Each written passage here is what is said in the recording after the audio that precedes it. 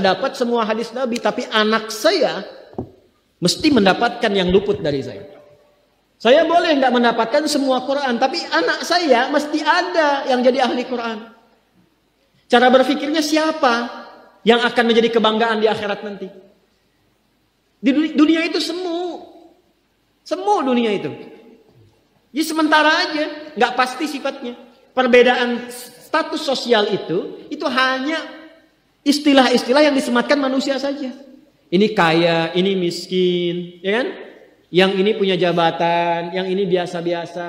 Itu istilah manusia. Toh pada akhirnya semua kembali ke tempat yang serupa. Dan menariknya begini, yang kaya, yang punya jabatan, tetap di akhir hidupnya pengen punya gelar yang sama dengan yang miskin. Atau dengan yang disebut miskin. Maaf, kalau ada orang disebut miskin meninggal, di papan nisannya ditulis apa? Di papan nisannya ditulis apa? Almarhum. Yang kaya juga kan pengen sama disebut almarhum. Iya kan? Tuh. Jadi nggak ada bedanya setelah berpulang itu. Perbedaan itu hanya di amal saja. Itu poinnya. Maka kalau ada yang mengharapkan orang tua, cita-cita membanggakan anak di dunia, boleh-boleh saja. Tapi patut diingat, itu sementara. Anda silahkan sekarang, sekolahkan setinggi-tingginya. S1, S2, S3, S4, kerupuk 3, silahkan. Mau dalam negeri, luar negeri, mau di Nagreg, mau di California, mau di Chicago, di Chicago, di Singaparna, Singapura, silahkan. Itu pilihan. Tapi saya cuma mau katakan begini, itu sementara. Dan persaingannya tidak istimewa. Karena jangan pun Anda yang beriman, yang belum beriman pun bisa melakukan itu. Apa yang dikira yang hebat matematika itu anak Anda saja. Anak orang lain pun bisa. Halo? Apa Anda kira yang jago fisika itu anak Anda saja yang beriman? Yang belum beriman pun bisa. Ya. Jadi perlombaannya itu rata semua. Dan gak ada yang istimewa. Kadang-kadang bingung ya. Kenapa sih yang di dunia itu terlalu diistimewakan gitu? Mengistimewakan yang hilang itu gak ada kerjaan. Mengagungkan yang hancur, yang sifatnya fana, rasanya biasa. Apa yang mau dibanggakan sih? Dan yang paling menarik tuh begini, ketika meninggal gelarnya pengen sama dengan yang dianggap ringan atau rendah status sosialnya itu. Tadi kalau orang miskin meninggal gelarnya apa? Ternyata yang kaya pun pengen sama almarhum juga.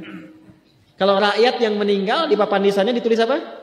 Almarhum. Ternyata pejabat juga pengen begitu, sama juga. Saya belum pernah dengar nanti kalau saya meninggal tulis gelarnya almaun ya. Gak ada. Tetap almarhum juga. Jelas ya? Nah, maka yang dipikirkan tuh perlombaan yang sejati itu begini. Perlombaan yang sejati itu adalah perlombaan untuk kehidupan yang abadi yang gak fana lagi. Jadi kalau pada saat itu unggul selamanya karena gak ada kematian lagi setelah itu. Itu yang dimaksudkan hadis Nabi. Kalaulah ada dunia ini punya nilai walaupun itu hanya bagian dari satu sayap nyamuk saja, ya, tentu tidak akan pernah Allah memberikan itu semua kepada orang-orang yang ingkar kepadanya. Ya. Karena kalau diberikan nggak adil di situ. Ya. Karena itu sifatnya fana, ujian saja, pada akhirnya kembali. Nah, Abbas itu mampu membaca itu. Ini kehidupan sejak di zaman jahiliyah loh. Awas ya. Jadi risalah Islam itu membimbing pengikutnya, umatnya untuk berpikir lebih cerdas, visioner. Makanya jadi muslim itu mesti cerdas. Beriman itu membuat Anda lebih pintar. Saya tanya begini ya, maaf ya. Sekali lagi mohon maafkan saya kalau perumpamaan ini kurang menyenangkan. Kalau ada yang abadi dengan yang sementara, Anda pilih yang mana? Masa? Sholat itu untuk yang abadi atau yang sementara? Abadi. Baik. Mobil itu untuk yang abadi atau yang sementara? Pilih yang abadi apa sementara?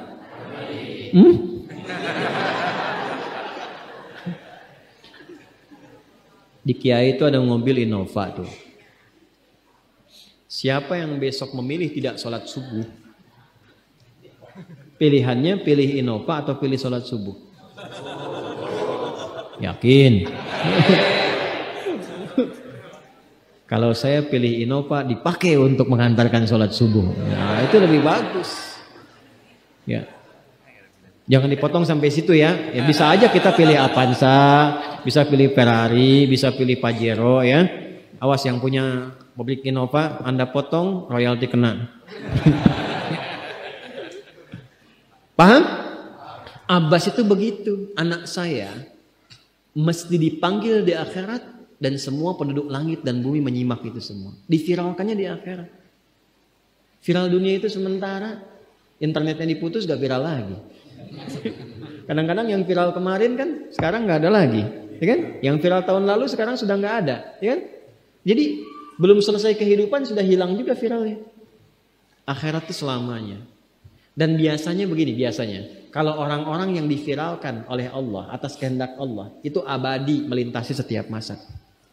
Jadi ada yang viral karena berita, ada yang viral karena doa dan kehendak Allah Subhanahu wa taala. Itu yang diviralkan langsung atas kehendak Allah itu melampaui zamannya. Makanya kisah ini pun bertahan sampai sekarang. Nah, Abbas itu berpikir, saya boleh sekarang jadi pebisnis pedagang, tapi anak saya mesti menguasai apapun yang pernah diajarkan oleh Nabi. Maka anak kecil ini sejak dini mengikuti Nabi. Sejak dini lekat dengan Nabi. Maka ketika Nabi tidur pun itu ikut berkunjung karena keluarganya.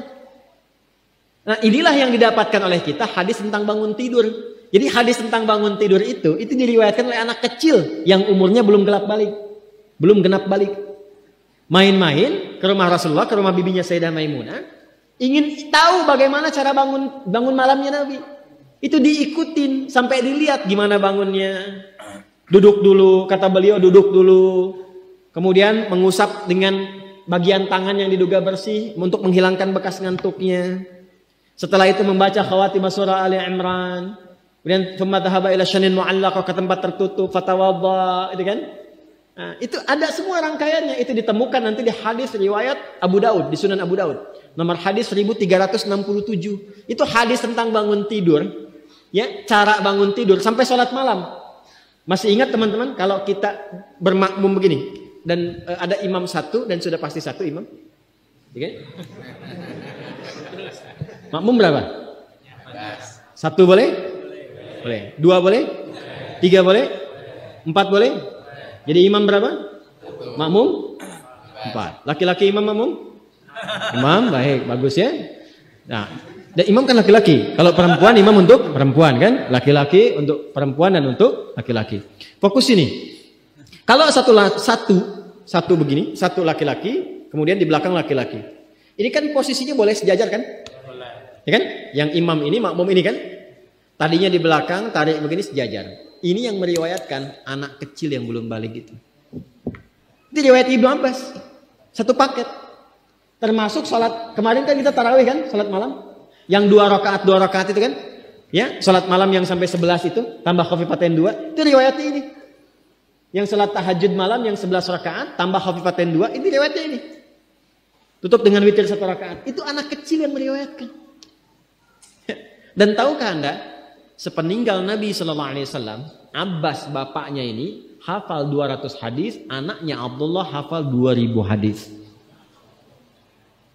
Begitu caranya. Anda di sini ada yang diplomat, yang di kantor, yang taruhlah berdagang misalnya, ibu rumah tangga.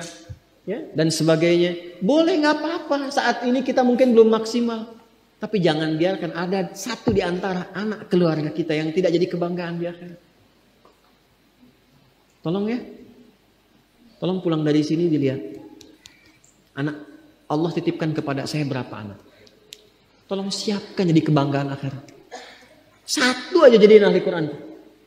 Untuk pelita di rumah tuh, penghilang kesedihan, penghilang kegelisahan. Mendatangkan semangat. Itu demi Allah saya katakan gak ada yang paling indah kecuali saat ayah pulang ke rumah. Tiba kemudian dia melihat anaknya yang kecil sedang murajaah. Amma yatasaalun. Bahkan surat yang bapaknya sendiri belum hafal. Jangankan pulang ke rumah, Anda sedang mau rapat, dikirimi video anak Anda 3 tahun membaca surah Al-Ikhlas. Itu hati tenang. Itulah Quran. Itulah Quran. Maka belajar dari Ibnu Abbas ini. Apa yang terjadi? Ketika orang tua mampu memfasilitasi anaknya demikian. Sekalipun orang tuanya tidak mencapai apa yang diraih oleh anak. Tapi orang tua mewarisi setiap pahala yang dihasilkan dari anak itu. Karena itulah setiap hadis yang diriwayatkan oleh Abdullah kecil ini, Ibnu Abbas. Maka semua doa tersambung bukan hanya untuk beliau. Tapi juga untuk keluarganya. Untuk orang tuanya.